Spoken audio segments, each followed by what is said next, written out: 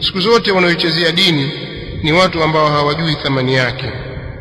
Siku zote wanaoichezea dini ni wale ambao hawajamjua Mola wao ukweli wa kumjua, hawana hofu na Allah jalla wa ala.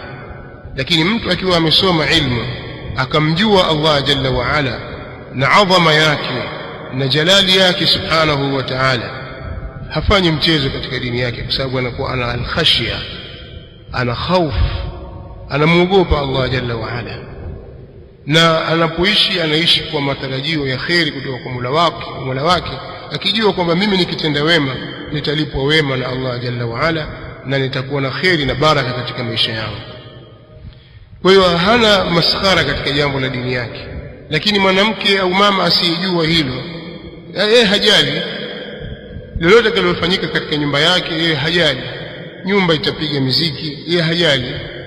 Waache watoto wafurahi saatan fasaa, wafurahi kwenye muziki, wafurahi kwenye ikhtilat, changanyiko wanawake na wanaume, wafurahi katika mambo ya maasi.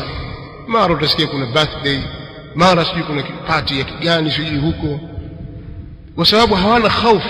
Mama mwenyewe hana hofu na Allah jalla wa ala, hana mipaka katika dini, hana wazi, hakuna kizuizi cha kumzuia yeye kufanya maasi na kumshirikisha Allah au kumuasi Allah jalla wa ala. Hana kizuizi hicho. Ikiwa mama amekosa, mtoto atakitoa wapi? Kwa hiyo nyumba inakuwa hiyo katika hali si sahihi, kwa sababu mama amekosa ilmu, na ilmu itakuwa mathalan au pengine ilmu hivyo kini si sahihi au hakuna amali, bila shaka nyumba itakwenda vibaya na mama atakuwa amepoteza nafasi yake. Lakini pia ufahamu kwamba mama una masuhulia wewe, na utakwenda kuulizwa mbele ya Allah jalla wa ala.